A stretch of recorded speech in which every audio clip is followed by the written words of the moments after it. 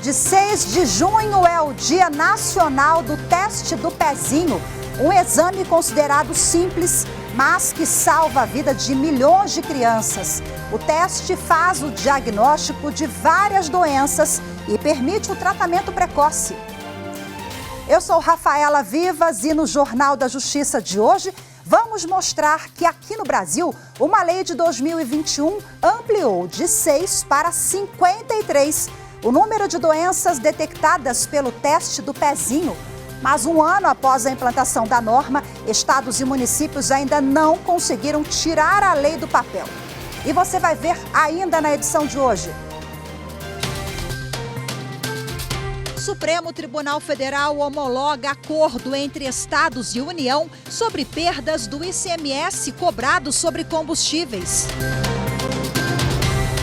STJ decide que imposto de renda e CSLL incidem sobre a correção monetária das aplicações financeiras. E ainda, Tribunal Superior Eleitoral marca para 22 de junho o julgamento de ação que pode tornar o ex-presidente Jair Bolsonaro inelegível.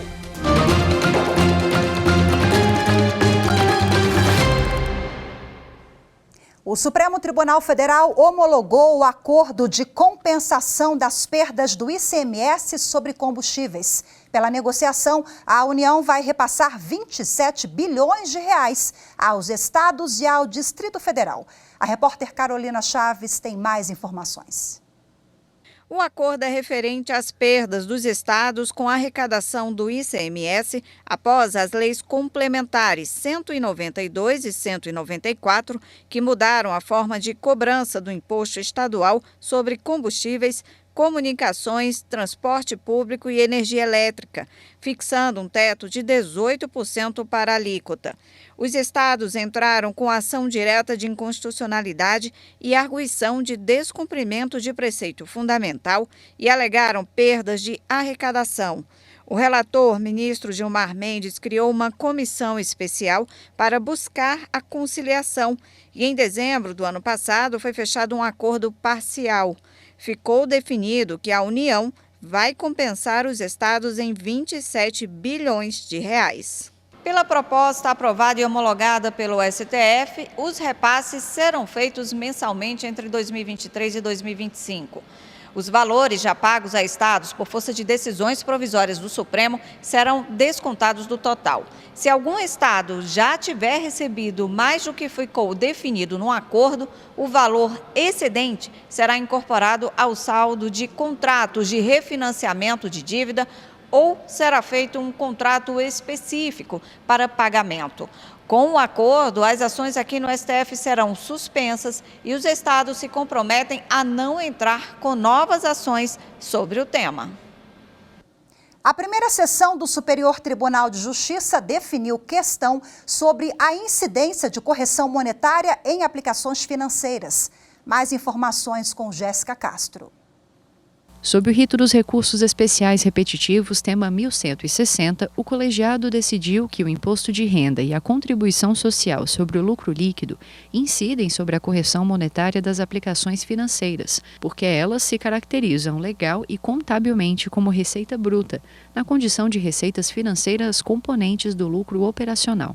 O relator do recurso repetitivo, o ministro Mauro Campi Belmarx, observou que é impossível deduzir a inflação do período do investimento da base de cálculo do imposto de renda retido na fonte ou da contribuição social sobre o lucro líquido, porque a inflação corresponde apenas à atualização do valor monetário da respectiva base de cálculo, que é permitida pelo Código Tributário Nacional independentemente de lei, já que não constitui majoração de tributo. O ministro explicou não ser razoável que, no caso de reconhecimento das receitas financeiras, tal procedimento não se repita, usufruindo o contribuinte das vantagens de deduzir a correção monetária embutida em despesas financeiras, sem contabilizá-la como receita tributável nas receitas financeiras. Com a fixação da tese, podem voltar a tramitar todos os processos individuais ou coletivos que estavam suspensos à espera do julgamento do repetitivo. O precedente qualificado deverá ser observado pelos tribunais de todo o país na análise de casos semelhantes. Termina no próximo dia 19 o prazo para que ministros do Supremo Tribunal Federal devolvam processos com pedidos de vista e liberem liminares antigas. O prazo foi estabelecido pela emenda 58 do ano passado, que mudou o regimento interno do STF. A partir de 20 de junho, as ações liminares concedidas antes da emenda serão consideradas aptas para voltar a julgamento.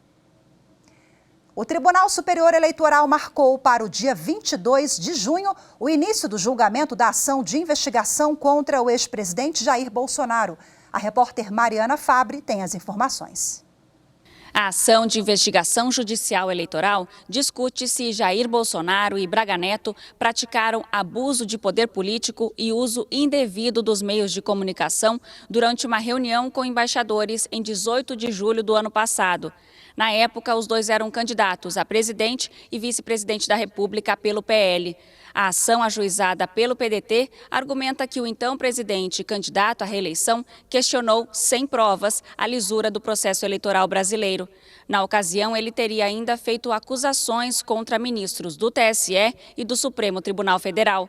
Em parecer, a Procuradoria-Geral Eleitoral defende a procedência parcial da ação por entender que Braga Neto não teve participação no caso. O relator do processo é o ministro Benedito Gonçalves. Se for julgada procedente, a AIGE pode deixar os envolvidos inelegíveis por 8 anos. A análise da ação pode continuar nas sessões plenárias de 27 e 29 de junho. O ex-policial militar Rony Lessa e o ex-vereador do Rio de Janeiro, Cristiano Girão, vão a júri popular pelo duplo homicídio de um rival do ex-vereador.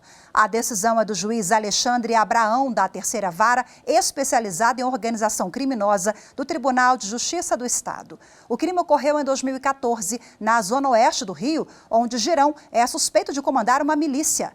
Rony Lessa também é acusado da morte da vereadora Marielle Franco em 2018.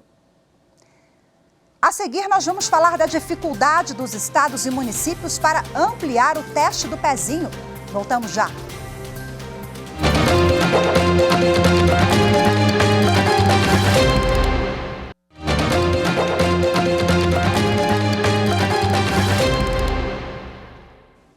Hoje é o Dia Nacional do Teste do Pezinho. O exame realizado em recém-nascidos é importante para identificar doenças que comprometam o desenvolvimento físico e mental das crianças. Recentemente, uma lei ampliou o número de doenças que devem ser rastreadas por meio do teste. A repórter Carolina Chaves traz agora mais informações. Com um furinho no pé, é possível identificar várias doenças metabólicas, genéticas e infecciosas, inclusive algumas raras, que podem comprometer o desenvolvimento da criança. O exame deve ser feito entre o 3º e o 5º dia de vida do bebê. As doenças não apresentam sintomas no nascimento, daí a importância de identificá-las o quanto antes para iniciar o tratamento. O bebê de Gracilene Santos teve que refazer o teste do pezinho com 15 dias porque nasceu prematuro. O exame deu mais tranquilidade para ela. Eu, como mãe, me sinto muito mais segura, porque independente do histórico familiar, o teste ele permite que se possa detectar doenças de forma antecipada, né? Caso seja identificado ali, a gente possa tratar de forma precoce, evitando o agravamento de algumas doenças, algumas sequelas. De fato, o melhor tratamento para mim é a prevenção. Entre 2012 e 2017, mais de 14 milhões de recém-nascidos fizeram o teste do pezinho. Nesse período, foram diagnosticados mais de 17 mil bebês com alguma das doenças detectáveis pelo teste. As mais frequentes são o hipotireoidismo congênito, que prejudica o metabolismo, e a doença falciforme, um problema genético e hereditário que pode provocar anemia.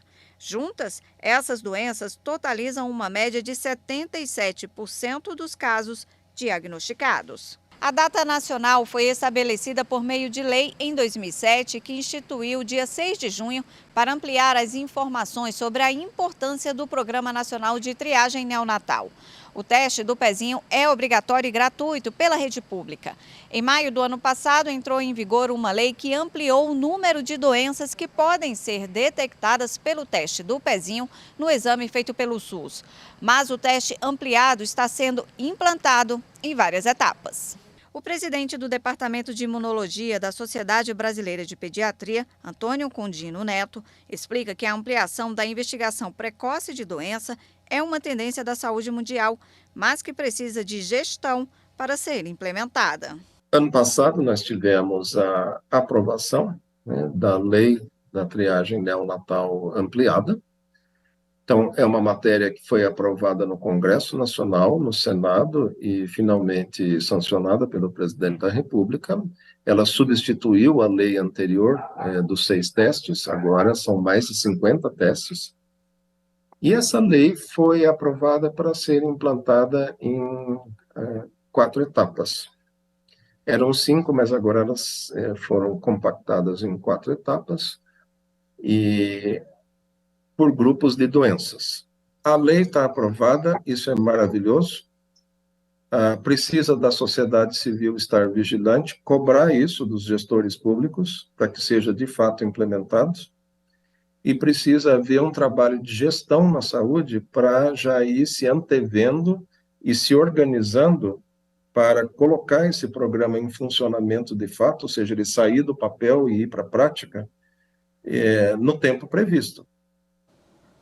Bom, em nota, o Ministério da Saúde informou que hoje a triagem neonatal detecta 7 doenças pelo teste do pezinho e que trabalha para aperfeiçoar o programa e cumprir a lei de forma escalonada em etapas. Ainda segundo o Ministério, em alguns meses, o exame vai identificar outra doença que pode levar ao comprometimento dos sistemas ocular, esquelético e vascular e causar atraso ou deficiência intelectual.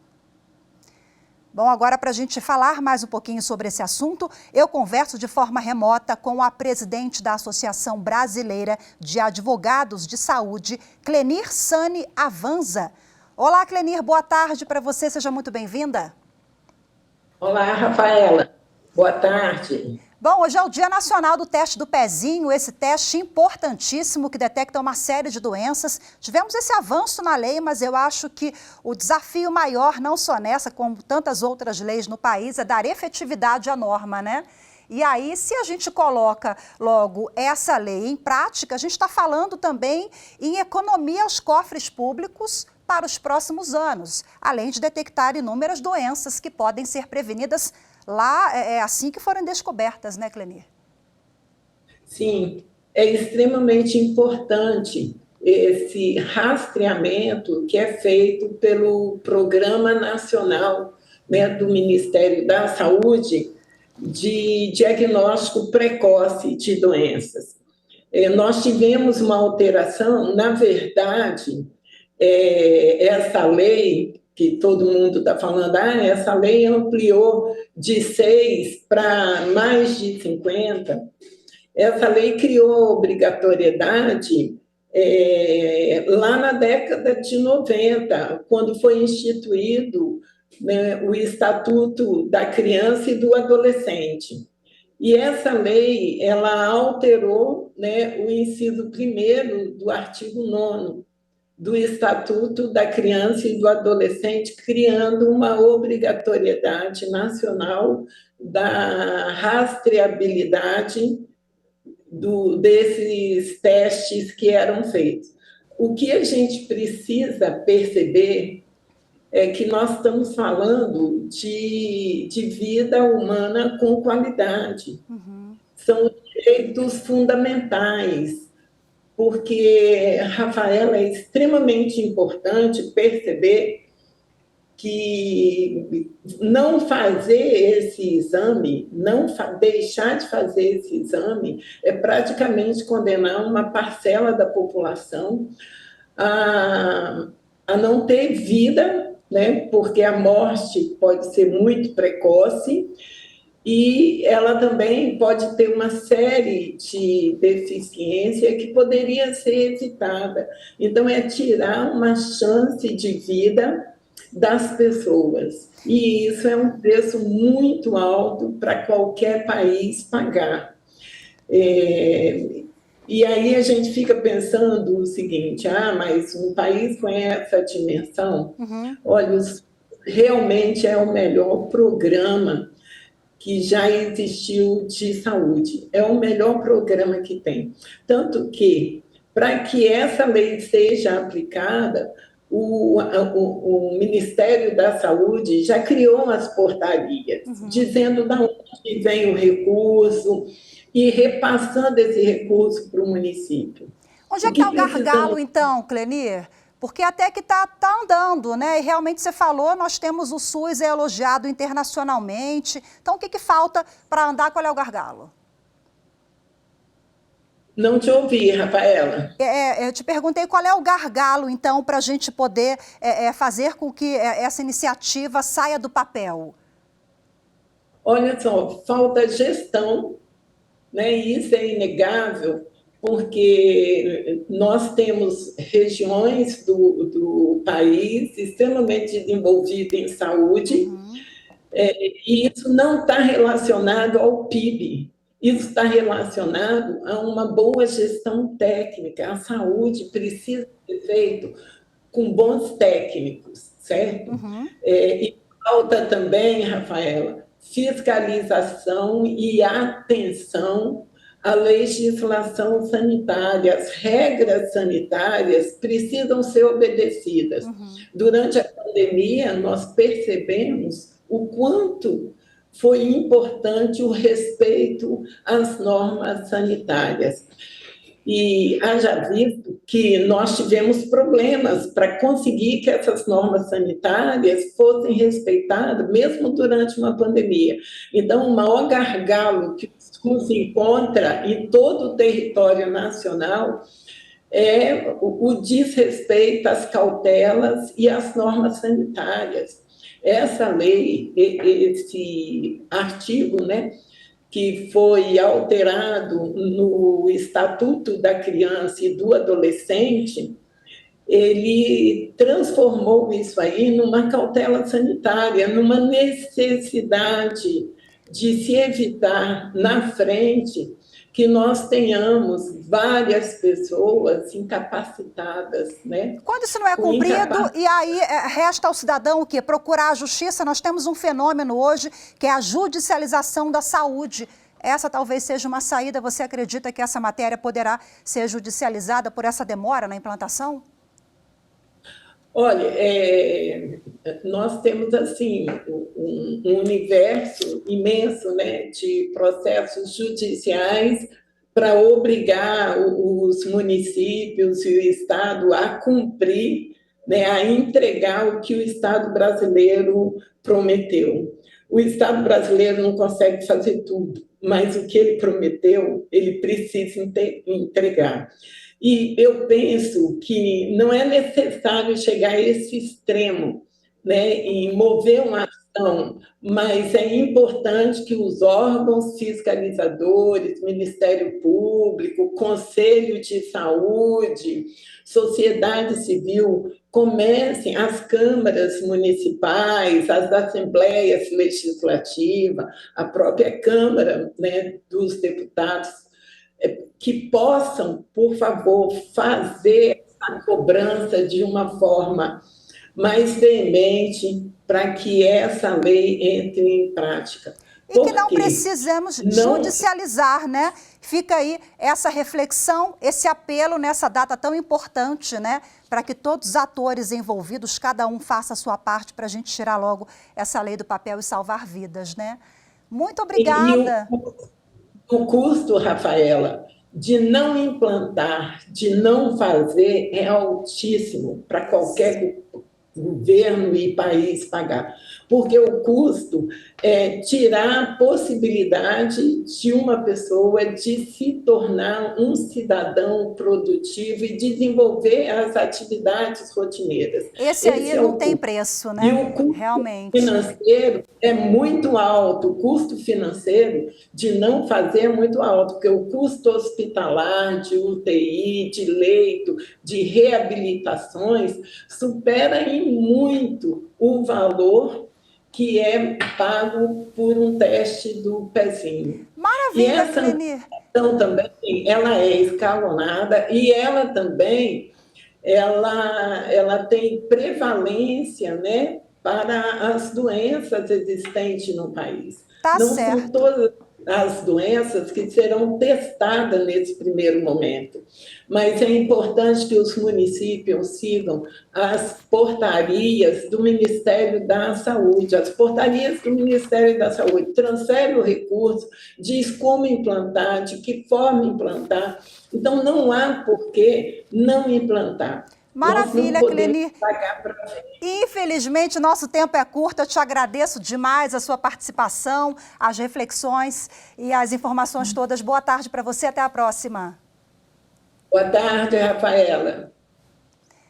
A seguir, Conselho Nacional de Justiça analisa procedimento administrativo contra juiz acusada de faltar às audiências. Os detalhes em instantes, voltamos já.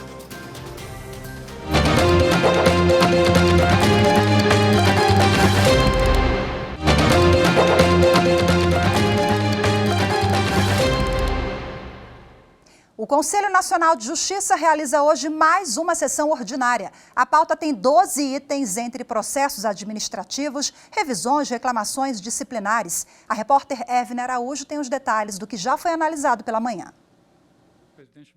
O plenário do Conselho Nacional de Justiça começou analisando o procedimento administrativo disciplinar sobre possíveis irregularidades cometidas por uma juíza do Tribunal de Justiça do Rio de Janeiro. Segundo denúncia da Ordem dos Advogados do Brasil, que pediu a abertura do PAD, a magistrada não comparecia às audiências realizadas no fórum em que trabalhava. Para o relator do caso, o conselheiro Sidney Madruga, as provas apresentadas no procedimento confirmam a denúncia. Além do atraso recorrente da magistrada e da sua inassiduidade às sextas-feiras, as audiências de instrução e julgamento eram constantemente redesignadas e presididas por secretárias que, inclusive, costumavam indeferir provas. Ou seja, não era só não ir nas sextas-feiras. Eram resignadas as audiências das sextas-feiras e, quando não, presididas por secretárias que indeferiam provas. O Corregedor Nacional de Justiça, ministro Luiz Felipe Salomão, disse ter dúvidas quanto à prescrição do caso e, por isso, pediu mais tempo para analisar o processo. Os demais conselheiros do CNJ optaram por esperar a manifestação do corregedor para apresentar os votos. O Conselho Nacional de Justiça completou nesta segunda-feira 18 anos. Para comemorar, houve uma sessão solene e foi aberta uma exposição fotográfica que conta a história da atuação do CNJ. A reportagem é de Renato Rosa. Conselheiros, magistrados, servidores e convidados assistiram a um vídeo que mostra a evolução dos trabalhos do Conselho Nacional de Justiça ao longo de 18 anos de história.